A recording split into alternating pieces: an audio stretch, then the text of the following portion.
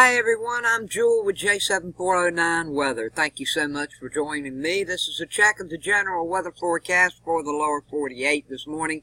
This is the GFS map. Let's turn it on and get, oh boy, hot at my house. I had a terrible night last night. I'm not feeling well at all. And it was 90 degrees at 10 o'clock at my house. Fahrenheit. It was awful. I can't get the house cool. No matter what I do, it's not cool.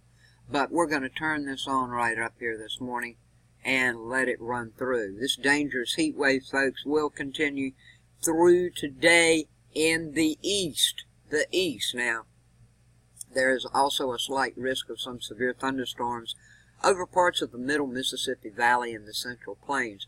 And there's a slight risk of an excessive rainfall over parts of Ohio, Tennessee valleys, middle Mississippi Valley, Central Plains, and central southern high plains. The temperature will be 10 to 20 degrees below average over parts of the northern and central plains. I noticed that in Colorado, they had flash flooding yesterday. It was bad. People flying through it. A lot of people got in wrecks. It was a mess. The rain came down in barrels. It was just a mess. So if you have any of these storms come your way, please be aware and don't drive through the flash flooding. Oppressive and dangerous heat wave is gripping much of the Midwest to eastern U.S., as we all know. It should give way after front passes tomorrow and Tuesday, though. And in the meantime, excessive heat warnings and heat advisories extend from parts of the central and southern plains eastward to the Ohio Valley, with a second area from parts of New England southward to the southern mid-Atlantic. Today, the greatest heat threat is going to be from the Carolinas to Maine, where daytime highs should be in the mid to upper 90s, and combine that with all the high dew points, it makes it feel like it's near 100 to 110 for many. Even the overnight will provide little relief. This temperature struggle to get below the upper 70s or even the low 80s. And this is going to change a lot of records, folks. So just be aware. I'm not going on about the heat anymore. You know where it's the greatest.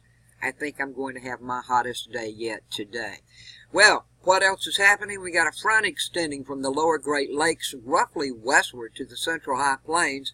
It should move southward to northern mid-Atlantic areas and southwestward to central Texas tomorrow evening. Now, this front's going to bring an end to the heat wave over the eastern two-thirds of the country by tomorrow night. Yippee! Showers and thunderstorms and cooler temperatures will accompany the boundary over the central plains and Midwest today. Now, some storms could be severe across middle Mississippi Valley and the central plains. So if you live in the middle Mississippi Valley areas or the central plain areas, you could have some severe storms. Locally heavy rainfall could lead to flash flooding as well in these regions. Now, the front should progress slowly south and eastward, reaching the east coast by tomorrow. And showers and thunderstorms will accompany this boundary, with heavy rainfall possible across parts of the Tennessee, Ohio valleys and into the central Appalachians. It looks like we could have a slight risk for flash flooding also. Behind the front, temperatures are going to be 10 to 20 degrees below average over parts of the northern central plains. Elsewhere, expect typical showers and thunderstorms with heavy downpours across the southeast Sunday and Monday. I'm thinking more like starting tonight through tomorrow. Tomorrow evening, monsoonal moisture will move into parts of the southwest, combined with daytime heating, and it's going to produce showers and thunderstorms over parts of the region during the late afternoon and into the evening. Here's a categorical outlook for severe weather outbreaks today. You can see it's looking like Kansas and Missouri is in the greatest chance, with a marginal chance going over to portions of mid to western Pennsylvania, parts of West Virginia, the entire state of Ohio, moving right on along, and in the northern sections of Oklahoma, Also, it stretches from northeastern New Mexico, a little bit of the Florida Panhandle, moves right on up into South Dakota. Anyone in the green, I say this every day. Also, up in Maine, we have a marginal outlook for an outbreak of some severe storms also. Anyone in the green, though, it doesn't matter what color green you are, these showers can pop up and they can be severe. So please keep your eyes on your skies if you see any changes. And so far as tornadoes today, it's looking like the greatest chance is going to be in Kansas. And checking out the wind outlook, greatest chances in Kansas, some of Missouri, but we do have that chance of at 5% of some severe wind all the way up into Maine. If these storms do happen to occur and make up in your areas all the way from Ohio down to Oklahoma and over in New Mexico, Colorado, moving up to South Dakota.